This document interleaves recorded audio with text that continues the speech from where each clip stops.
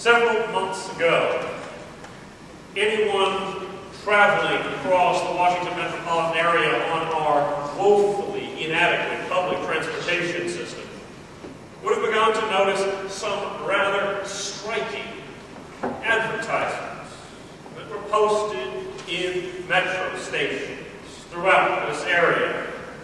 These were not the usual fare. These were not the usual Metro Maps or Macy's ads or some charity begging for you to remember their specific number in this year's United Way campaign.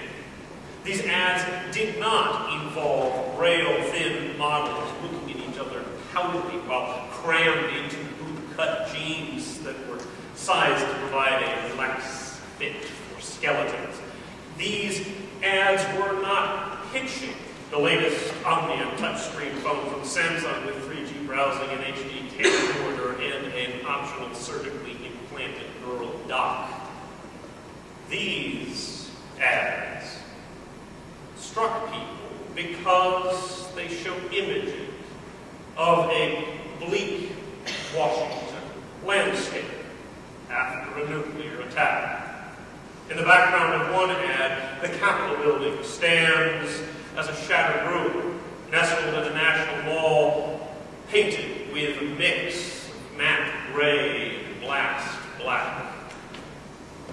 In the foreground, a faceless warfighter stares at you through lenses of a biochem armored helmet. In another one of the ads, the Washington Monument stands broken and silhouetted like a bony finger against a similarly ashen sky, great gashes torn out from its sides. These ads got noticed. For those of us who've lived in the Washington area long enough to remember the Cold War, such pictures of destruction were enough to stir up memories of the kind of nightmares that everybody in their late 30s and early 40s used to have as a child, of destruction, of ruin, and waking up as a bright light consumed.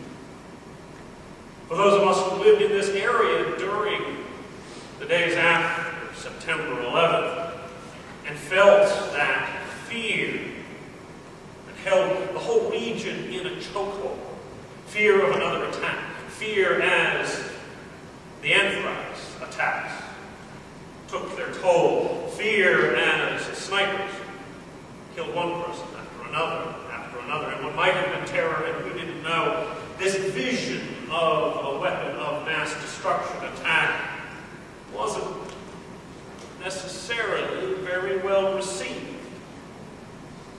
People complained to the Metro Board. People wrote angry letters to the Post and the Times. This is just not right.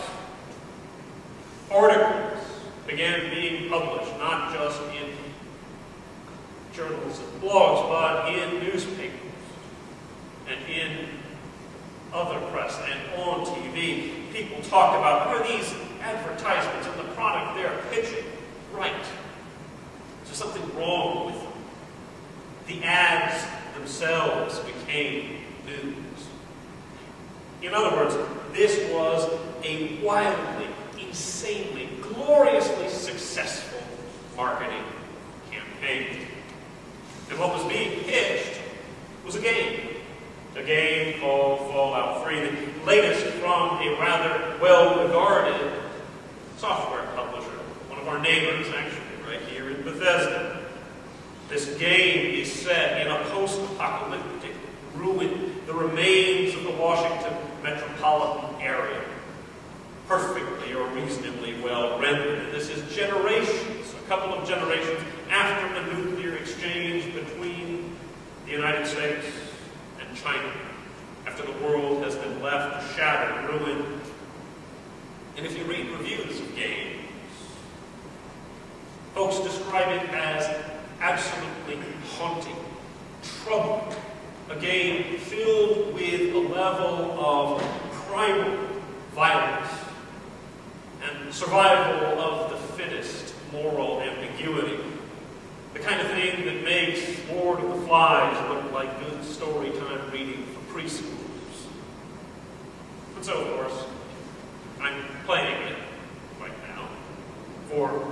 purposes of sermon research only, and well after my children were going to bed. And it is relentlessly gritty. It is spare, it is tense, and it's filled with intelligent writing and good voice acting, and it engrosses you in this world that gives you a profoundly realistic sense of the depth to which human beings go to survive, when everything they know has been destroyed, when the whole framework of their society has been obliterated. The struggles to rebuild something, or just to live anything resembling a life, well, as games go, this renders extremely well. Human beings have gone through times like that throughout history.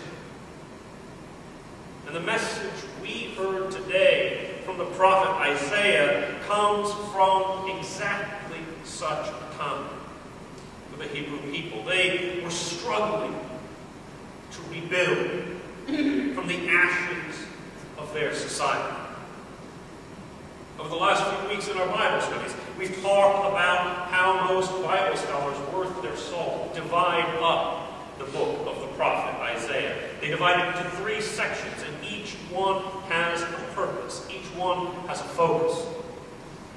Today's reading comes to us from what they call 3rd Isaiah, written and preached 510 to 515 years before Christ.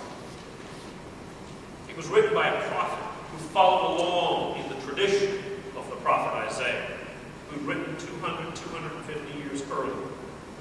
The visions, the proclamations, the messages from God that this section of Isaiah gives us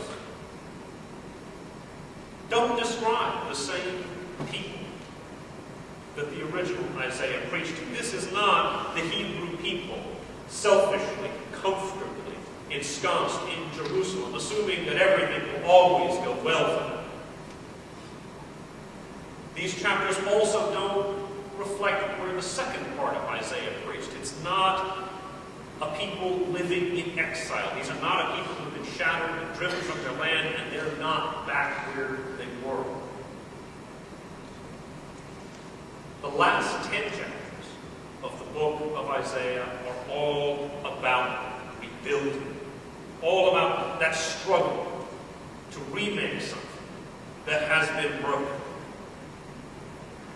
And what they're struggling to rebuild is their whole society, their whole faith, which was very efficiently wiped from the earth by the relatively low-tech, but nonetheless very effective implements of war used by the Babylonian Empire.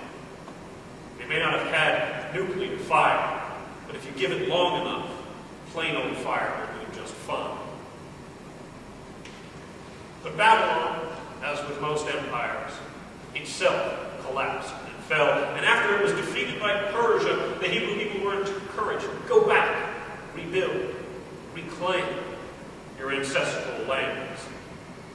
They were filled with hope. Those people were filled with joy at the prospect that they might return, the prospect that they might come back. And everything would be wonderful. Everything would be made whole again.